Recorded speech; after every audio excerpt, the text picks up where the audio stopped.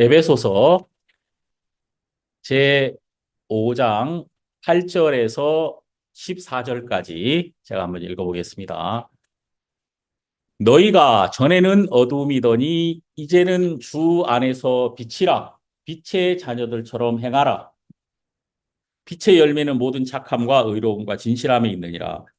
주께 기쁘시게 할 것이 무엇인가 시험하여 보라. 너희는 열매 없는 어두움의 일에 참여하지 말고 도리어 책망하라.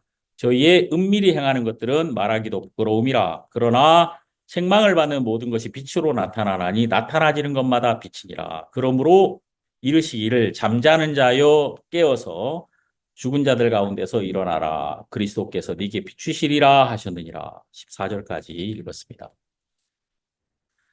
지금 이 말씀은 굉장히 놀라운 말씀이지만 그냥 우리는 평범하게 이렇게 이 말씀을 받아들입니다. 제가 이거를 이제 세번역 성경에서 이렇게 한번 봤어요. 다른 이제 번역본에서는 이거를 어떻게 말씀하고 계시는가 이걸 좀 보니까 여기 이렇게 나와 있거든요. 여기 이제 11절에 너희는 열매 없는 어두움 일에 참여하지 말고 도리어 책망하라. 이거를 이제 여기는 뭐라고 나왔냐면은 세번역을 이제 어 예수님의 말씀을 존댓말로 반말 아니고 존댓말로 이제 이렇게 해놨고 좀 알기 쉬운 표현으로 이렇게 해놨어요. 근데 여기 뭐라고 나오냐면은 여러분은 열매 없는 어둠의 일에 끼어들지 말고 오히려 그것을 폭로하십시오.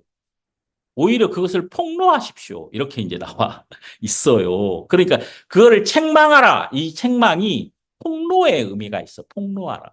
한다는 그런 의미가 있어요. 그다음에 13절에는 그러나 책망을 받는 모든 것이 빛으로 드러나나니 드러나는 것마다 빛이니라. 이렇게 나와 있는데 이 세 번역에는 빛이 폭로하면 모든 것이 드러나게 됩니다. 이렇게 이제 나와 있거든요. 근데 제가 이제 이 부분을 이렇게 보면서 좀, 마음에 이게 좀 새로웠어요. 마음에서. 어떻게 새로웠냐면 빛이 폭로한다는 것입니다. 우리가 보통 폭로한다는 말은 거짓된 것을 완전히 막 까발린다. 뭐 이런 어떤 의미잖아요. 폭로한다. 진짜 지금까지 여러분들 다 속았어요. 그러면서 이제 어떤 숨겨진 그 사실을 드러내서 지금까지 우리들이 완전히 속고 있었다. 그러면서 이제 충격을 주는 거 아닙니까? 그 폭로라는 말은.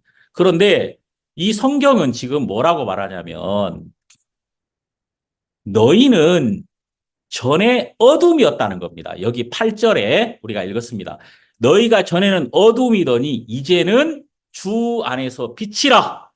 빛의 자녀들처럼 행하라. 그럼 이 빛의 자녀들처럼 행하는 게 뭐냐면은 빛 가운데서 행한다는 거예요.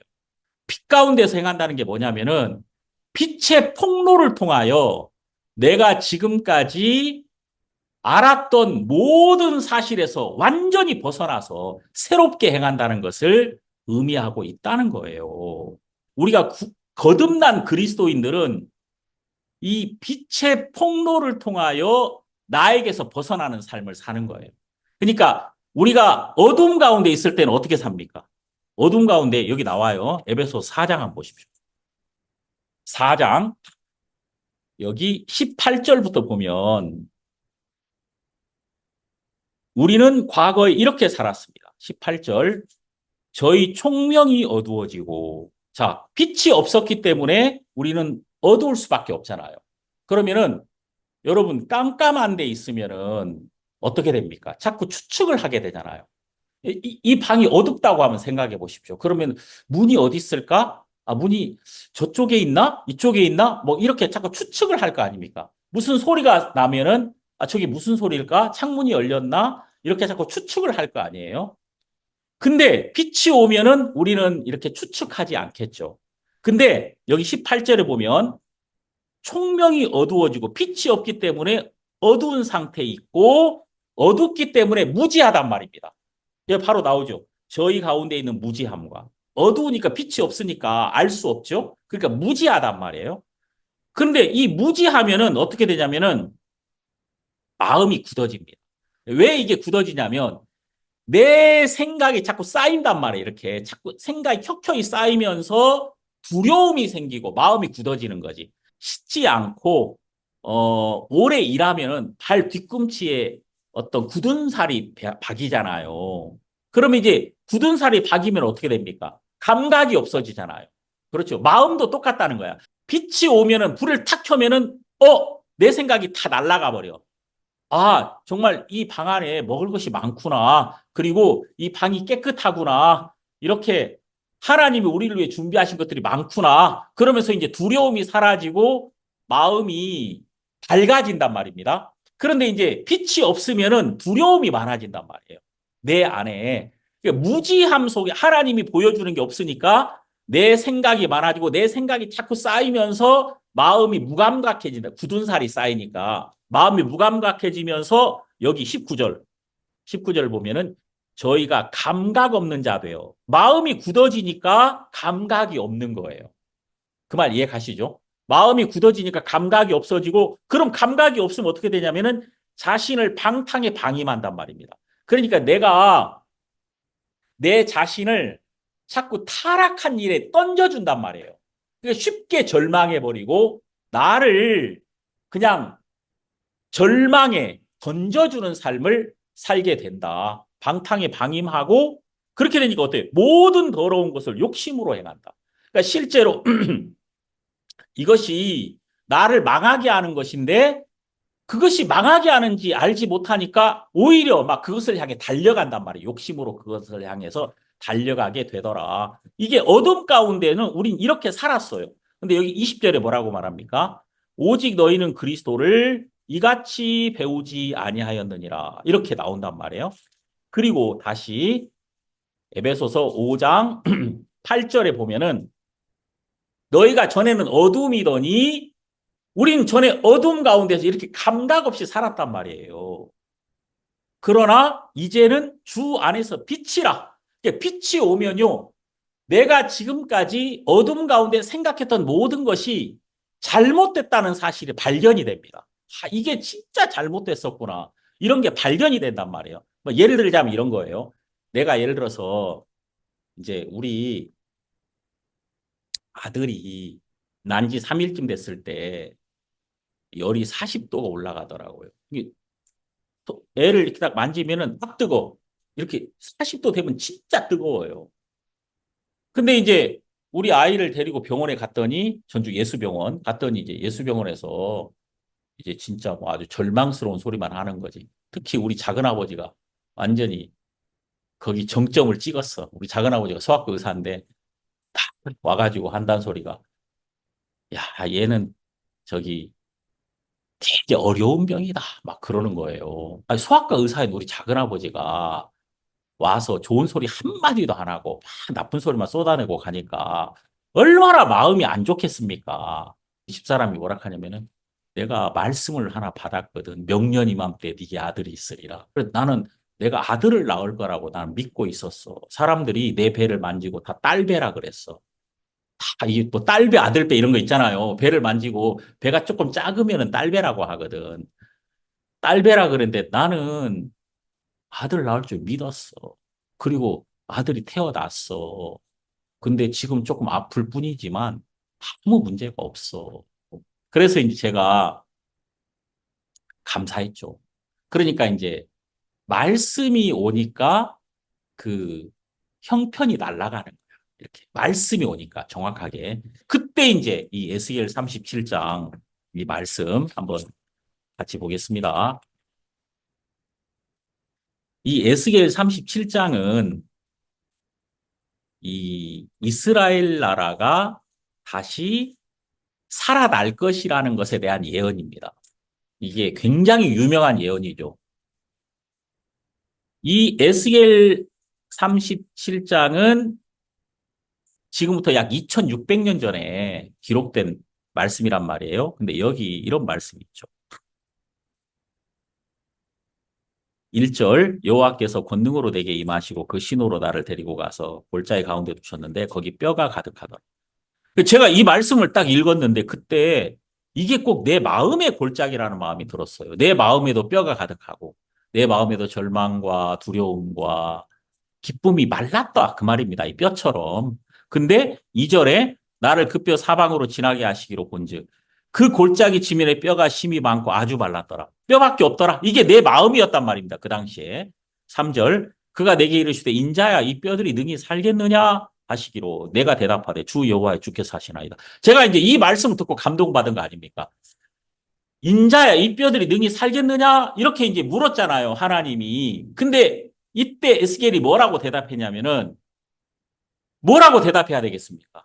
이 어려운 질문에 대해서 이 뼈가 과연 살겠느냐 하고 물을 때 이 에스겔이 가장 지혜로운 대답을 한 거예요. 뭐라고 말하냐면 주 여호와여 주께서 아시나이다. 이게 무슨 말이에요? 나는 모른단 말이잖아요. 나는 모르겠다 이 말이에요. 당신이 아실 겁니다. 그 말은 무슨 말이냐면 나는 당신의 지식 앞에 내 지식을 버린다는 얘기예요.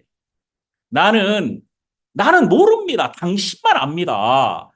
당신이 산다고 하면 사는 거고 당신이 죽는다고 하면 죽는 겁니다. 당신이 압니다. 내가 지금 이 뼈 앞에 내 말이 뭐가 그렇게 중요합니까?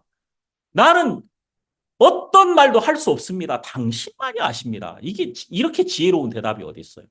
자, 그때 4절 또 내게 이르시되 너는 이 뼈에게 이 모든 뼈에게 대어라 이르기를 너희 마른 뼈들아 여호와의 말씀을 들을지어다. 주 여호와께서 이 뼈들에게 말씀하시기를 내가 생기로 너희에게 들어가게 하리니 너희가 살리라. 이게 진짜 제 마음에 이 말씀 딱 듣는데 너희가 살리라. 그때 내 마음 안에서 우리 아이가 탁 일어났단 말이에요. 살았어. 내 마음 안에서. 살리라. 그러니까 살았단 말이에요. 예? 그러니까 그래서 홍자매 마음에 이 말씀이 딱 들어와서 네 아들이 살리라. 그러면 이제 아들이 벌떡 일어나 가지고 아들이 이제 하나님의 일꾼이 되는 거죠. 예? 그러니까 이게 진짜 중요한 게 뭐냐면요. 내 마음 안에서 이 말씀이 들어와서 내 마음 안에서 모든 것이 살아나는 게 훨씬 더 중요한 거예요. 내 마음 안에서 그러니까 이 말씀이 왔을 때 내 마음 안에서 죽었던 모든 것이 살아났단 말이에요. 절망이 물러나고 내가 생기로 너희에게 들어가게 하리니 너희가 살리라. 이 뼈는 살 조건이 하나도 없어. 이 뼈 자체를 보면 이게 어떻게 살아납니까? 이게 말이 됩니까? 이게 절대 살 수 없는 거지. 근데 하나님의 생기가 들어갔더니 이 뼈들이 살아나더라 그 말이에요. 이제 이게 무슨 얘기냐면은 사실은 이 이야기예요. 37장 11절 보면 또 내게 이르시되 인자 이 뼈들은 이스라엘 온 족속이라 그들이 이르기를 우리의 뼈들이 말랐고 우리의 소망이 없어졌으니 우리는 다 멸절되었다 하느니라. 그러니까 이 뼈는 바로 소망이 끝났다는 걸 의미하고 있거든요. 근데 12절 그러므로 너는 대언하여 그들에게 이르기를 주 여호와의 말씀에 내 백성들아 내가 너희 무덤을 열고 너희로 거기서 나오게 하고 이스라엘 땅으로 들어가게 하리라. 내 백성들아 내가 너희 무덤을 열고 너희로 거기서 나오게 한즉 너희가 나를 여호와인 줄 알리라. 내가 또 내 신을 너희 속에 두어 너희로 살게 하고 내가 또 너희 고토 이게 이 고토 옛날 땅 아닙니까? 내가 살던 땅 거기에 거하게 하리니 나 여호와가 이 일을 말하고 이룬 줄을 너희가 알리라. 그러니까 이게 무슨 말이에요? 이스라엘 나라가 완전히 2000년 동안 멸망돼 있었잖아요. 근데 그 나라가 다시 살아나가지고 옛날 땅, 옛날 자기들이 살던 땅, 그 고토, 그들의 고향의 땅에 들어가게 될 거다. 그 말이에요. 지금 이 말이. 그러니까 이 말을 지금부터 100년 전이나 200년 전 사람들은 이게 말이 돼? 이거 100년 전만 해도 이 말 안 믿었단 말이에요. 왜냐하면 이스라엘 나라가 언제 독립했습니까? 1948년도 5월 달에 독립했잖아요. 1948년도 5월 달에. 지금부터 약 70여 년 전 아닙니까? 그러니까 100년 전 사람만 해도 이 말 안 믿었다는 거야. 지금 이 성경. 이게 말이 돼? 근데 지금은 답 있잖아요. 실제로 이 말씀처럼 이스라엘 백성들은 무덤에서 나와가지고, 이 표현 그대로 내가 무덤을 열고 거기서 나와서 그들이 이스라엘 땅으로 들어가게 하리라. 이 말씀처럼 진짜 이스라엘 백성들은 지금 그들의 고토에 살고 있지 않습니까? 이게 정말 놀랍죠. 그러니까 제가 이제 이 말씀이 그날 내 마음에 왔을 때 절망에서 벗어나서 내가 살았단 말이에요. 그러니까 빛이 오니까 빛이 오기 전에는 어떻게 살아? 결코 살 수 없어. 그 생각밖에 없었지만 빛이 오니까 내 생각이 물러나고 미련한 것이 벗어지고 진리가 내 마음 안에서 나를 자유롭게 해주더라. 그래서 성경에 보면 진리가 너희를 자유케 하리라. 하나님의 말씀이 와서 내가 지금 묶여있던 그 형편의 사슬, 나를 묶고 있던 어떤 이 상황들, 이 형편들을 벗겨주시고 나를 자유롭게 하나님의 말씀 안에 자유롭게 나를 이끌어 주시더라 그 말이에요. 14절. 그러므로 이르시기를 잠자는 자여 깨어서 죽은 자들 가운데서 일어나라. 그리스도께서 네게 비추시리라 하셨느니라. 그리스도의 빛이 우리 안에서 비추고 있다 이 말이에요. 그래서 그 빛 안에 내가 있기 때문에 나는 빛 가운데서 빛의 자녀들처럼 행할 수 있게 됐단 말입니다. 그러니까 여러분 여기서 우리가 빛의 자녀들처럼 행하라. 그럼 여러분이 빛의 자녀들처럼 행하려고 노력해야 되는 것이 아니라 빛이 나로 하여금 담대히 행할 수 있도록 나를 이끌어 주시는 거예요. 빛이 그렇게 해주는 거지 내가 노력해서 그렇게 되는 것이 아니라는 겁니다. 그래서 이제 여기 그 다음부터 보면은 여기 9절에 빛의 열매는 모든 착함과 의로움과 진실함에 있느니라. 여기 여러분 빛의 열매가 착함, 의로움, 진실함 이거 다 누구에게 있는 거예요? 이거 다 예수님에게만 있는 것이거든요. 이 착함, 의로움, 진실함 이거는 인간에게는 없는 거예요. 이거는 예수님에게만 있는 건데 예수의 빛이 비춰지니까 우리가 예수님 안에서 예수님으로 말미암아 이렇게 행할 수 있게 된다 그 말이에요. 자, 우리 제가 이제 이 에베소서를 보고 제가 깜짝 놀란 게 있어요. 내가 이번에 그게 뭐냐면 에베소서는 1장 여러분 1장 20절에 보면은 이런 말씀이 있습니다. 1장 20절에 그 능력이 그리스도 안에서 역사하사 죽은 자를 가운데 다시 살리시고 하늘에서 자기의 오른편에 앉히사. 그러니까 이게 뭐냐면은 하나님의 능력이 예수 그리스도를 죽은 자 가운데서 이렇게 세워서 하나님 오른편에 앉혔단 말이에요. 그러니까 여기 예수님이 하나님 오른편에 앉았다는 말은 뭘 의미합니까? 보좌에 앉았다는 말은 다스리기 시작했다는 걸 의미하는 거거든요. 근데 자, 2장 5절을 보면 2장 5절 4절부터 봅시다. 긍휼에 풍성하신 하나님이 우리를 사랑하신 그 큰 사랑을 인하여 자 이제는 그 능력이 그리스도 안에서 우리에게 역사했단 말입니다. 그래서 5절 허물로 죽은 우리를 그리스도와 함께 살리셨고 너희가 은혜로 구원을 얻은 것이라. 6절 또 함께 일으키사 그리스도 예수 안에서 함께 하늘에 앉히시니. 자 여기서 앉힌다는 것에 주목해야 돼요. 1장 20절에도 앉히사 그랬죠. 근데 2장 6절에도 앉히시니 그랬죠. 그럼 1장 20절에 누구를 앉혔단 말이에요? 예수를 앉혔단 말이죠. 그러면 2장 6절은 누구를 앉혔단 말이에요? 그리스도 안에 있는 여러분과 저를 예수님처럼 하늘에 똑같이 앉혔단 말이에요. 이거는 이제 도저히 내가 이거는 내 지혜로서는 도달할 수가 없어. 그래서 성경은 뭐라고 말하냐면은 여기 에베소서 1장 18절 너희 마음 눈을 밝히사 그의 부르심의 소망이 무엇이며 성도 안에서 그 기업의 영광의 풍성이 무엇이며 그의 힘의 강력으로 역사하심을 따라 믿는 우리에게 베푸신 능력의 지극히 크심이 어떤 것을 너희로 알게 하시길 원하더라. 그러니까 너희 마음 눈을 밝혀서 네가 지금 하늘에 앉아 있다는 것 이거를 좀 알았으면 좋겠다 그 말이에요. 네가 좀 그것 좀 알아라. 네가 지금 눈이 닫혀 있어. 눈이 닫혀 있다면 어둠 가운데 있다 이 말이에요. 빛이 없다는 말이거든요. 근데 빛이 오면 우리가 뭘 발견하게 됩니까? 내가 예수와 함께 하늘에 앉아 있다는 그 사실을 발견하게 되는 거예요. 내가 예수와 함께 하늘에 앉아 있다. 이제 신앙이라는 것은 여러분 조금 더 우리가 무엇인가를 하는 게 아닙니다. 이 일은 항상 하나님만 하십니다. 이 일은 하나님이 하고 우리는 하나님이 하시는 일 안에 안식하는 겁니다. 원래 그게 인간의 본분이에요. 그래서 인간이 여섯째 날 창조가 되고 인간이 창조되고 첫 번째 인간의 첫날은 안식일입니다. 인간의 첫날은 안식일이란 말이에요. 하나님은 우리가 하나님 안에서 안식하기를 기뻐하신다. 그럼 여러분 하나님이 일하시는구나 이걸 알아야지 내가 쉴 거 아닙니까? 우리는 우리의 일이 다른 게 아니라 우리가 예수와 함께 하늘에 앉힌 바 된 나를 발견하는 겁니다. 그래서 내가 이제 야 진짜 하나님이 나를 위해 준비하신 그 자리에 내가 딱 앉아가지고 하나님이 나에게 주신 영광을 누리며 감사하고 하나님께 영광을 돌리고 찬미의 제사를 하나님께 드리는 것 이것이 우리의 일이란 말이에요.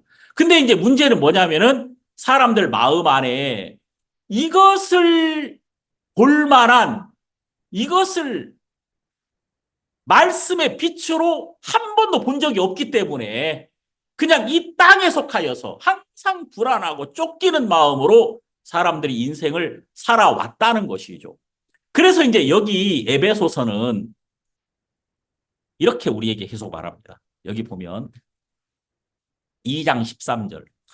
2장 13절에 보면 이제는 전에 멀리 있던 너희가 그리스도 예수 안에서 그리스도의 피로 가까워졌느니라.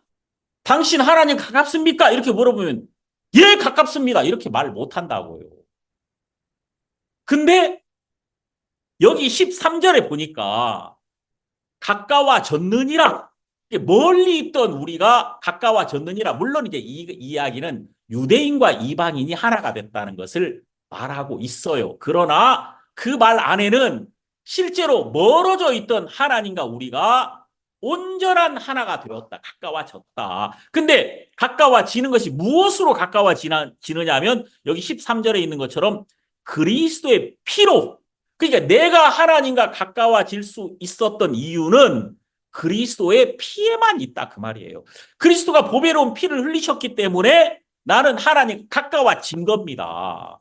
김덕성 자매님이 하나님과 가까워졌단 말이에요. 이미 가까워졌어.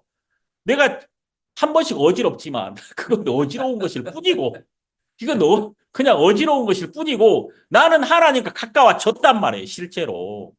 나는 하나님 가까워졌느니라. 무엇으로? 그리스도가 십자가에서 보배로운 피를 흘리셨기 때문에 그 피로 말미암아 그리스도가 보배로운 피를 흘리신 그날 나의 죄값이 지불되었기 때문에 나는 그 죄값을 그 피값이 지불됨으로 나의 값이 지불됐으니까 나는 죄에게서 해방되어서 하나님의 것이 하나님 안으로 우리가 들어온 자가 되었다는 겁니다. 이게 얼마나 좋아요. 제가 야 나는 진짜 하나님과 가깝다. 예수의 피로. 이 담대함으로 내가 하나님께 나아가면 실제로 이제 하나님 안에 있는 가까이 가면 보이잖아요. 하나님이 나를 위해 무엇을 준비하셨는지. 멀리 있을 때는 안 보이지만 가까이 가면 이러한 것들이 보이게 된다 그 말이죠. 10절에 주께 기쁘시게 할 것이 무엇인가 시험하여 보라. 여기서 여러분 시험하여 보라는 말은 판단해 봐라 그 말. 네가 생각해 봐라. 분별해 봐라. 분별하라. 분석하라. 그런 의미가 있어요. 그럼 이제 여러분 주님이 기뻐하시는 것이 뭐겠습니까? 주님이 기뻐하시는 건요. 우리가 그리스도가 우리를 위해 준비하신 일로 인하여 우리 마음이 안식을 누리는 것입니다. 그래서 에베소서는 모든 것이 하늘에 안침받은 나를 발견하는 데서부터 시작하는 거예요. 여기 11절에도 보면은 너희는 열매 없는 어두움의 일에 참여하지 말고 도리어 책망하라.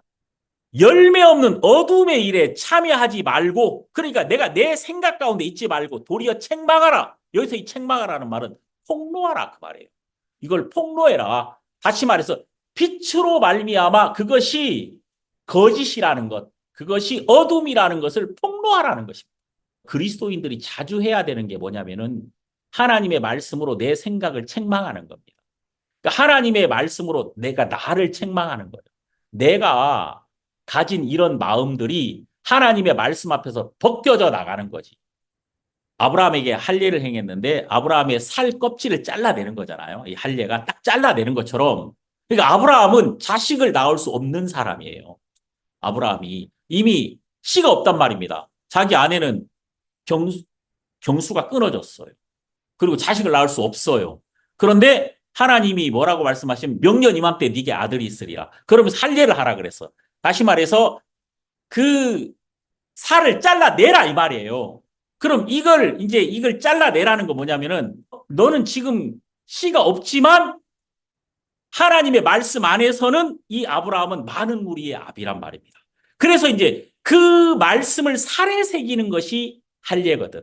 그러니까 말씀을 이렇게 종이에 쓰듯이 하나님의 말씀, 그러니까 아브라함에게 하나님이 하늘의 별처럼 바다의 모래처럼 많은 자식을 주겠다는 그 약속을 살에 새긴 것이 할례란 말이에요. 살에. 그러니까 그 약속 안에는 많은 씨가 있는 거예요. 그 말씀 안에. 그걸 살에 새겼단 말입니다. 그러니까 아브라함이 사라와 만날 때 그가 그 동침을 통해서 아브라함이 뭘 발견하냐면 내 살에 새겨진 하나님의 약속을 기억하게 되는 거예요. 그러니까 내가 어떤 인간적으로 자식을 얻을 수 없는 자지만 내 살에 새겨진 하나님의 약속을 기억하게 되었단 말입니다. 그러니까 하나님이 아브라함에게 뭘 가르쳐 주시냐면 네가 자식을 얻는 것은 어떤 너 자신 안에 갖추어진 조건에 의하여 자식을 얻는 것이 아니라 내가 너에게 말한 것이 조건이 되어서 네가 모든 것을 얻을 수 있을 거란 말입니다. 그러니까 하나님이 땅을 향해서 이렇게 말씀하십니다. 땅은 풀과 씨 가진 열매 맺는 과목을 내라. 그렇게 말하니까 이 정말 어두컴컴한 땅에서 온갖 아름다운 꽃과 아름다운 식물이 올라왔단 말이에요. 근데 이 땅을 아무리 파헤쳐도 거기 아름다운 색깔은 없단 말입니다. 그런데 하나님이 그 땅을 향하여 땅은 풀과 씨 가진 열매 맺는 과목을 내라. 그러니까 그 어두컴컴한 땅에서 온갖 아름다운 정말 화려한 색깔을 가진 꽃들이 땅에서 올라오더라 그 말이에요. 내가 볼 때는 나는 어둠이고 절망인데 하나님의 말씀이 와서 나를 비춰주니까 그 말씀의 빛에 의하면 나는 아브라함이며 나는 하늘에 안침받은 자다. 나는 하나님 안에서 이미 모든 것을 가진 자라는 사실을 하나님이 그 말씀의 빛으로 인하여 나를 드러내 주더라 그 말입니다. 빛이 와야 드러날 거 아닙니까? 빛이 오니까 아브라함으로 드러나고 빛이 오니까 하늘에 안침바 된 자로 드러나고 빛이 오니까 모든 것을 가진 자로 내가 드러나더라 그 말이에요. 그래서 이제 이런 사실을 하나님이 말씀을 통해서 우리에게 가르쳐 주시고 제가 이제 시간이 흐르면 흐를수록 이게 분명해지는 거예요. 너무 감사한 거예요. 우리 모든 성도님들에게 이런 소망을 가지라고 말씀드리고 싶더라고요. 그래서 여기 이 말씀처럼 너희는 열매 없는 어둠의 일에 참여하지 말고 도리어 책망하라, 폭로하라 그 말이에요. 내 생각이 나는 어둠 속에 있었고 나는 자식을 볼 수 없을 줄 알았는데 그렇지 않더라. 이게 다 거짓말이었더라. 하나님의 말씀이 진리더라. 이렇게 하나님의 말씀으로 내 생각을 책망하고 나를 책망하고 진리로 어둠을 폭로하라 그 말이에요. 한마디로 말해서 진리를 가지고 어둠을 폭로하고 그것이 어둠이었다고 그것이 마귀에게 속한 것이었다고 그것이 거짓이었다고 폭로하라는 것입니다. 이게 얼마나 감사한 얘기예요. 그래서 여기 12절 저희의 은밀히 행하는 것들은 말하기도 부끄러움이라. 그러나 13절 책망을 받는 모든 것이 빛으로 나타나나니 나타나지는 것마다 빛이니라. 이게 너무 감사하죠. 그러니까 이게 책망을 받는 모든 것이 빛으로 나타난다. 말씀이 내 마음을 책망한단 말입니다. 말씀이 내 마음을 딱 책망해가지고 내 마음이 말씀 앞에 굴복해버리는 거야. 그러니까 내 마음이 이 뻣뻣한 내 마음이 하나님의 말씀의 폭로를 통하여 말씀의 책망을 통하여 내 마음이 말씀 앞에 굴복해버리는 거죠.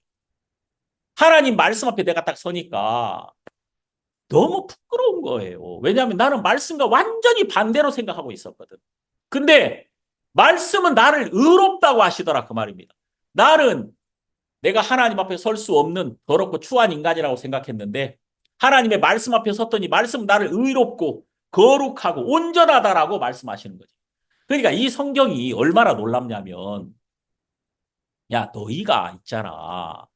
너희가 가진 생명이 너희 생명이 아니라 예수의 생명이라는 겁니다. 그러니까 너희가 가진 너희 안에 있는 너희 생명이 네 것이 아니라 예수의 생명이며 예수로 말미암은 예수와 하나 된 실제로 모든 것을 다스리기에 충분한 그런 예수의 생명이 내 안에 실제로 있고 그것이 실제라는 거예요. 이것을 강조해 주는 것이 바로 에베소서란 말이에요. 그래서 우리가 이 말씀 앞에 서면 내가 부끄럽단 말이에요. 그리고 내가 말씀 앞에서 부끄러운 자가 되고 말씀이 나를 이기고 말씀이 내 위에서 나를 점령하고 내 생각을 다스릴 때 우리가 하나님께 영광을 돌리는 가장 복된 일들이더라. 그래서 이제 제가 이제 이 말씀을 보면서 이게 생각나는 거예요. 이제 성경에서 나오는 모든 인간들은 부끄러운 자가 되더라고요. 하나님 앞에. 왜냐하면 그들이 하나님 앞에 서 보니까 그냥 어떻게 해야 되냐면은 이 머리를 땅에 대는 거예요. 그냥 하나님 앞에 딱 서는 모든 인간들마다 머리를 땅에 딱 대거든요. 왜 머리를 대냐면은 내 눈과 귀와 이 감각을 다 가리는 거예요. 당신의 눈앞에 내 눈을 가리고 당신의 귀 앞에 내 귀를 가리며 당신의 그 지혜 앞에 내 지혜를 완전히 이렇게 밑으로 땅으로 내리는 것이죠. 그리고 당신만이 옳은 분이라고 우리는 이렇게 고백하게 되더라. 우리가 하나님 말씀 앞에 서 보니까 그런 마음이 이렇게 드는 거예요. 제가 오늘 아침에 이 말씀 좀 생각하면서 그 솔로몬의 재판이 생각이 나더라고요.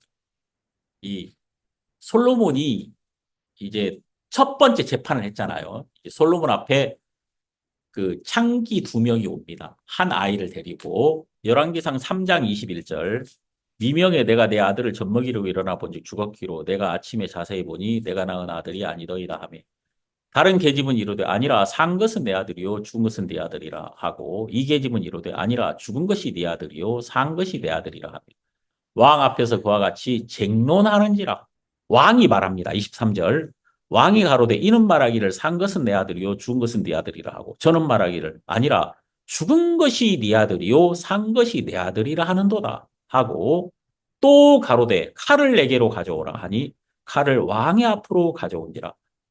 자, 왕이 칼을 가져오라 그러더니 25절 왕이 이르되 산 아들을 둘에 나눠 반은 이에게 주고 반은 저에게 주라. 이 아이를 잘라가지고 반반씩 나눠 가져라. 이제 도리가 없다. 너희들이 서로 자기 아이라고 우기니까 잘라서 나눠 가져라. 이렇게 이제 말을 했다는 거예요.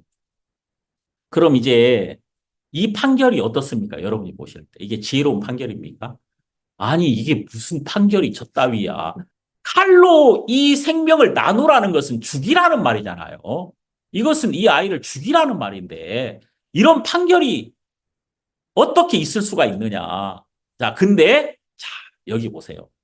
여기 26절을 보면 그 산 아들의 어미 되는 계집이 그 아들을 위하여 마음이 불붙는 것 같아서 이게 중요한 거죠. 이 왕은 지금 마음을 보고 싶었단 말이에요. 진짜 마음. 그러니까 그 마음은 숨겨져 있어서 칼이 들어와야 마음이 드러나게 된다. 그 말입니다. 그러니까 이 칼을 가져오라고 한 이유는 칼로서 이 아이를 죽이기 위함이 아니라 진짜 엄마의 마음을 드러내기 위하여 왕이 칼을 가져오라고 했던 것입니다. 자, 이 아이를 죽이라고 하니까 진짜 엄마의 마음이 불붙는 것 같았다. 이 마음이 불붙는 것 같다는 게 뭡니까? 마음이 다 없어졌다는 거 아닙니까? 마음이 불타니까 내가 없어져 버리고 그냥 나는 이 아이만 살았으면 좋겠어. 내가 죽어도 괜찮아. 지금까지는 내가 이 여자하고 말입니다. 이 여자하고 내가 진실 공방을 벌였단 말이에요. 누가 옳으냐? 이제 이것으로 싸웠는데 지금 내 아이가 죽게 됐단 말이에요. 이 아이가 이제 왕이 죽이라고 하니까 이 아이 죽은 거랑 다름없어. 이 아이가 딱 죽게 되니까 진짜 엄마의 마음속에 딱 하나 자기 마음은 없어져 버리고 이 아이를 살려야 되겠다는 마음밖에 없더라는 거예요. 제가 이 마음 알죠. 이제 이 아이의 생명만 생각하는 마음이 있는 거죠. 근데 가짜 엄마는 이 마음이 안 생깁니다. 절대. 그죠? 절대 안 생기지. 여기 뭐라고 말합니까? 26절. 마음이 불붙는 것 같아서 왕께 아뢰어 가로되 청컨대 내 주여 산 아들을 저에게 주시고 아무쪼록 죽이지 마옵소서. 그러니까 이 아기를 어떻게 합니까? 포기합니다. 포기. 그러니까 이 아이를 포기한 것은 이 아이를 살리기 위함입니다. 그러니까 내가 이 아이를 살리려면 이 아이를 포기하는 수밖에 없어. 왜냐하면 내가 계속 내 아이라고 주장하면 이 아이는 죽을 거 아닙니까? 그러니까 지금 이 진짜 엄마가 할 수 있는 유일한 일은 포기입니다. 포기. 다 내려놓는 거예요. 그러니까 내가 이 아이를 포기해야 이 아이가 살 수 있다는 거예요. 이게 진짜 얼마나 놀라운 얘기예요. 그러니까 왕은 이런 지혜가 있는 거예요. 솔로몬의 지혜는 뭐냐면은 이 판결을 통해서 칼을 가져오라 하고 이 아이를 죽음 앞에 몰아갔단 말입니다. 죽여! 이 아이를 죽이라고 함으로써 진짜 엄마의 마음을 드러내는 일을 했다 그 말이에요. 진짜 엄마는 아이를 살리고자 합니다. 그리고 이 아이를 살리려면 방법은 하나밖에 없어. 이 아이를 포기하는 것밖에 없어. 그럼 내가 지금 이 아이를 포기해버리면 지금까지 내가 한 모든 말은 다 거짓말이란 말이잖아요. 난 거짓말쟁이 되는 거예요. 다시 말해서 자기가 죄인의 위치로 내려왔다는 겁니다. 내 마음이 죄인의 위치로 내려오니까 이 아이가 살아나더라. 자, 다른 여자는 뭐라고 말합니까? 한 계집은 말하기를 내 것도 되게 말고 네 것도 되게 말고 나누게 하라 하는지라. 자, 이 가짜 엄마가 하는 말 보세요. 내 것도 되게 말고 네 것도 되게 말고 나누게 하라. 이게 뭐예요? 이 형편을 거스릴 힘이 없는 거예요. 이 여자는. 그러니까 여러분 이제 진짜 사랑은 형편을 이기거든요. 내가 하나님이 주신 나의 마음 이게 뭐냐면은 진짜 엄마에게만 있는 마음이 있어요. 진짜 엄마에게만 있는 마음. 그게 뭐냐면 내가 이 아이를 위해서 내가 죽어도 되겠다. 죽을 수도 있겠다. 이 아이를 살리기만 할 수 있다면 나는 무슨 일이라도 할 수 있겠다. 이거는 진짜 엄마만이 가질 수 있는 마음이거든. 가짜 엄마는 도저히 가질 수가 없어. 그건 진짜 엄마만이 가질 수 있는 마음. 이 마음은 형편을 거스리는 것입니다. 이게 사랑은 모든 걸 이긴다고 하잖아요. 사랑이 이기는 것이거든. 그러니까 지금 가짜 엄마는 네 것도 되게 말고 내 것도 되게 말고 나누게 하라. 이 엄마는 사랑이 없거든요. 이 아이에 대해서. 그러니까 이 엄마는 그냥 형편대로 살 수밖에 없는 거예요. 형편대로. 자, 그때 27절에 왕이 대답하여 가로되 산 아들을 저 계집에게 주고 결코 죽이지 말라. 저가 그 어민이라. 자, 지금 우리는 이제 이 말씀 앞에서 굉장히 중요한 걸 알 수 있어요. 왕은 이 아이에게 사형을 선고했습니다. 죽여! 그랬잖아요. 그죠? 근데 왕이 죽이라고 했지만 왕의 마음에는 죽일 마음이 하나도 없습니다. 왕은 살리고자 하는 마음밖에 없어요. 왕은 지금 이 아이를 보면서 어떻게 하든지 이 아이에게 진짜 엄마를 찾아주고자 하는 마음밖에 없단 말이에요. 그러니까 이 아이를 가장 복되게, 가장 행복하게 해주고 싶은 마음밖에 없단 말이에요. 왕의 마음에. 그래서 이 아이를 죽이라고 했던 거예요. 그래서 이 아이를 사형에 밀어 넣었던 거야. 이게 뭐냐면은, 자, 우리 모든 인간을 하나님은 멸망 안에 집어넣었습니다. 자, 이 성경은 이렇게 말하죠. 자, 이 성경. 로마서 3장 9절에 보면, 그러면 어떠하뇨? 우리는 나으뇨? 결코 아니라 유대인이나 헬라인이나 다 죄 아래 있다고 우리가 이미 선언하였느니라. 자, 우린 죄 아래 있단 말입니다. 자, 하나님은 이제 모든 사람들을 사망 안에 가두셨다 그 말이에요.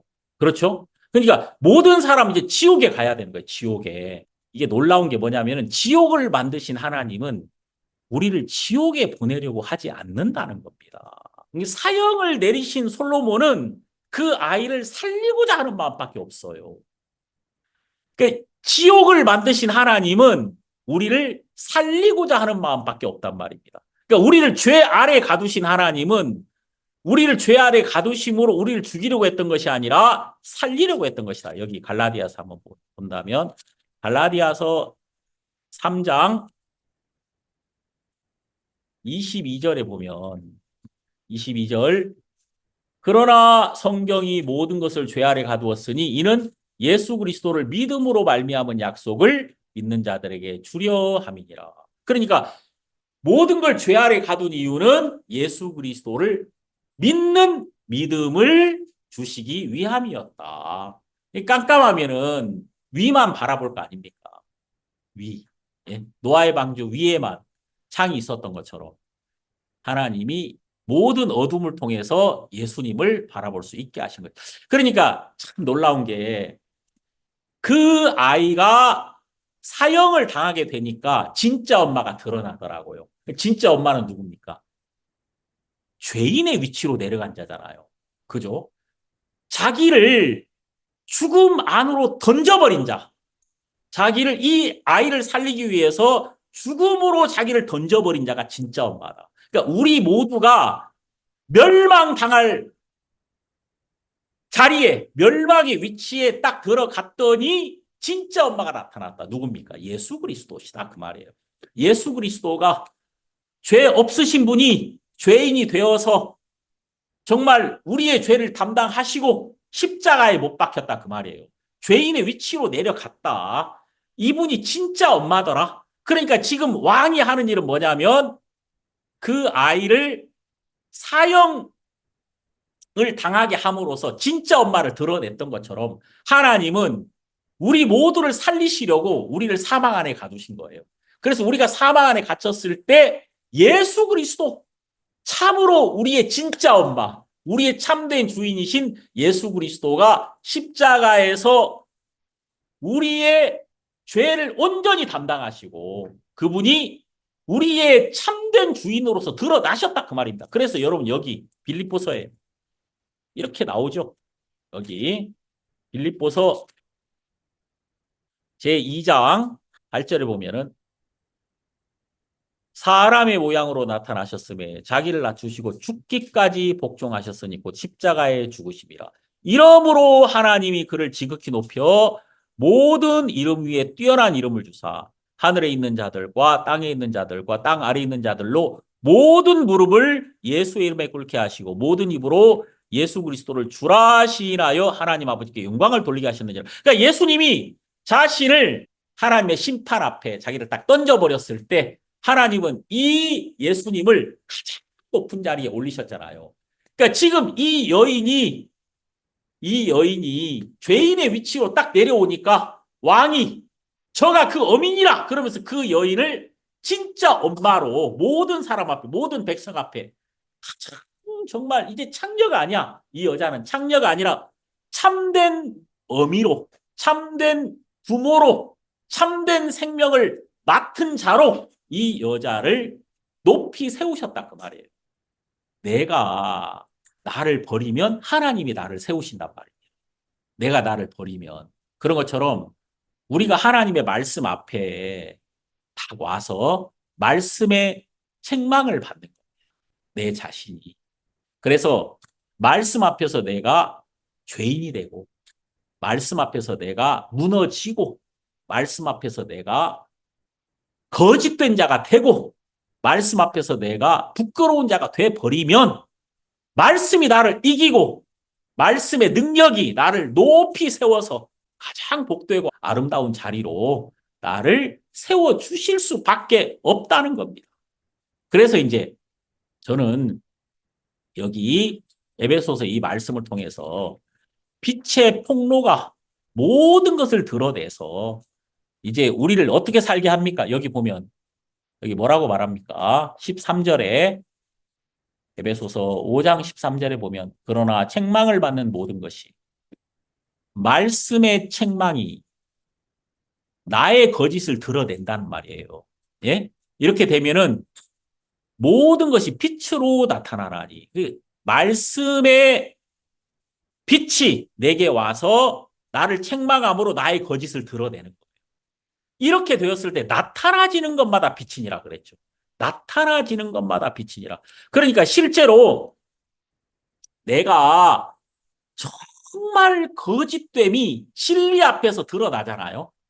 내가 정말 이 빛, 말씀의 빛 앞에서 나의 더럽고 나의 거짓됨이 온전히 드러나면 그것이 하나님이 온전히 영광을 받으시는 것이다. 마치 그 번제를 통하여 그 양이 그 제물이 온전히 불태워졌을 때 온전히 불태워지면 하나님 그걸 흠향하잖아요. 하나님 그걸 기쁘게 받으시더라고요. 그러니까 진리 앞에서 나의 거짓이 온전히 드러나는 것은 그것은 하나님 앞에 복되고 아름다운 것이다. 이렇게 되면 어떤 일이 벌어지냐면 14절 그러므로 이르시기를 잠자는 자여 깨어서 죽은 자들 가운데서 일어나라 그리스도께서 네게 비추시리라 하셨느니라. 여기 보면은요 잠자는 자가 나오고 죽은 자가 나옵니다. 죽은 자는 구원받지 못한 사람들이에요. 근데 우리는 잠자는 자란 말입니다. 생명은 있지만 그리스도인답게 살지 못하는 우리들이 있단 말이에요. 근데 우리는 마치 죽은 자와 똑같이 나는 잠자는 자인데 죽은 자와 똑같이 살고 있어. 분간이 안 돼. 예? 그죠? 분간이 안 되는데 이제 잠자는 자는 깨어날 수 있다 이 말이에요. 죽은 자들 가운데서 일어나라. 너는 지금 저 죽은 세상 사람들과 다른 사람이야. 네 안에는 그리스도의 생명이 있는 자야. 그러니까 네가 이 세상 사람들처럼 그냥 죽은 자처럼 그냥 죽은 물고기가 물살에 떠내려가듯이 이 세상에 그냥 이렇게 흐름에 따라서 이 세상의 풍조에 그냥 휩쓸려서 그렇게 살아가지 말고 이제 네 안에 있는 생명으로 말미암아 그 죽은 자들 가운데서 일어나라 그 말이에요. 일어나라 이 말은 이 세상의 모든 흐름을 거스리고 그리스도의 생명으로 네가 일어나서 여기 뭐라고 말합니까? 그리스도께서 네게 비추시리라. 다시 말해서 네 안에 그리스도의 빛이 있다. 너는 이미 빛이야. 네 안에 있는 그리스도의 빛으로 말미암아 너는 그리스도가 이루어 놓으신 것을 누리며 그리스도의 생명으로 이 세상을 이길 수 있는 자라는 사실을 네가 기억해라. 이것을 말하고 있다. 그래서 이제 우리가 이 에베소서 이 말씀은 뭐냐면요. 우리는 하늘에 안침받은 자야. 그리고 우리 안에 예수의 생명이 있어. 예수의 권세가 너에게 똑같이 있어. 너는 그 생명을 네가 없는 자처럼 잠자고 있는데 거기서 일어나서 다시 말해서 그리스도의 생명으로 네가 앉아 있는 곳에서 일어나서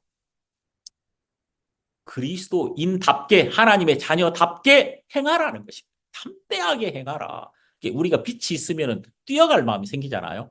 우리가 어두우면 깜깜하면 못 뛰어가잖아요. 빛이 없는데 어떻게 뛰어갑니까? 그러나 밝아지면 뛰어가잖아요. 그리고 사람들을 반갑게 만날 수 있고 또 담대하게 하나님께서 우리에게 하게 하시는 일을 할 수 있는데 이제 하나님께서 우리 성도님들을 이렇게 세워서 이런 귀한 일에 우리를 사용하시려고 하시고 이런 영광스러운 하나님의 일에 우리를 참여케 하시고자 하신다.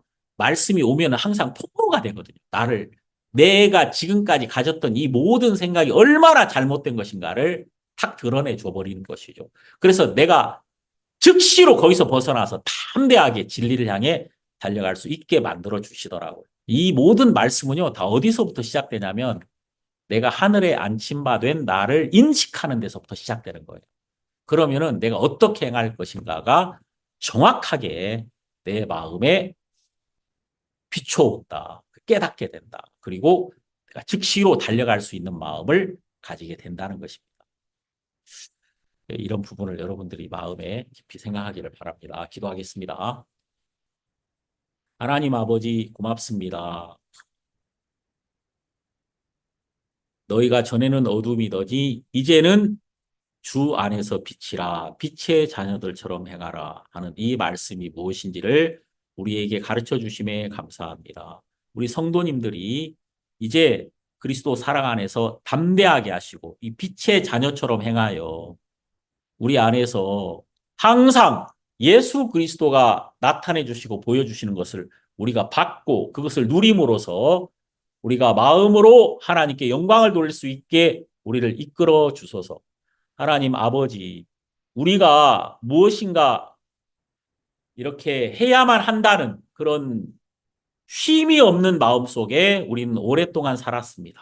그런데 이제 하나님의 말씀으로 말미암아 우리에게 안식을 주시고 우리에게 담대함을 주신 것을 생각할 때 감사드리고 우리 성도님들 한 분 한 분 마음 안에 그리스도가 그 안에 힘있게 역사하셔서 우리가 그리스도와 하나 된 마음으로 담대하게 이 세상에서 살게 하시고 하나님께서 은혜를 베푸셔서 이 성에 하나님의 백성이 많고 이 성에 하나님의 은혜를 입어야만 하는 사람들이 많은데 하나님께서 우리 성도님들 안에 있는 빛으로 말미암아 어둠을 밝히시고 은혜를 베푸소서. 우리 주님께 영광을 돌립니다. 예수님 이름으로 기도드립니다. 아멘.